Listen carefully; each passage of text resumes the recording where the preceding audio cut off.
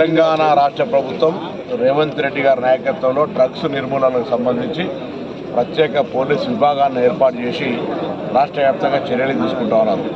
అయినప్పటికీ ఇంకా కొంత క్షేత్రస్థాయిలో గ్రామీణ ప్రాంతాల్లో ఇటువంటి ఇబ్బందుల వల్ల తల్లిదండ్రులకు పిల్లలు దూరమై మత్తుకు బానిసలై సమాజం లోపల చాలా ఇబ్బందికర పరిస్థితులలో హుస్నాబాద్ సంబంధించిన జేఎన్టీ యాక్షన్ కమిటీ జేఏసీ మహిళా సంఘాల ఆధ్వర్యం లోపల 21వ తేదీ ఏప్రిల్ నుంచి భీమదేవరపల్లి మండలం మాణిక్యాపూర్ నుంచి డ్రగ్స్ నిర్మూలనకు డ్రగ్స్ వ్యతిరేకతకు ప్రజల్లో అవేర్నెస్ చైతన్యాన్ని క్రియేట్ చేయడానికి ర్యాలీలు చేస్తూ ఉన్నారు. వారికి ఒక ర్యాలీల ద్వారా సమాజంలో కొంతైనా కొంత న్యాయం జరుగుతుందని ఆకాంక్షిస్తూ వారికి నా శుభాకాంక్షలు అభినందనలు.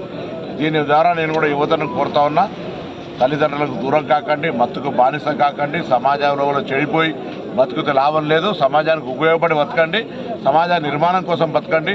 మత్తుకు బానిసలు అయిపోయి తల్లిదండ్రులకు భారమై సమాజానికి భారమై సాధించేందుకు అర్థం కాలే తాత్కాలిక సంతోషమా లేకపోతే తాత్కాలిక ఉపశమనమా, కానీ ఈ మత్తు మిమ్మల్ని మింగేస్తుంది. ఈ మత్తుకు దూరం ఉండే ప్రయత్నం చేయమని నేను కూడా విజ్ఞప్తి చేస్తా ఉన్నాను.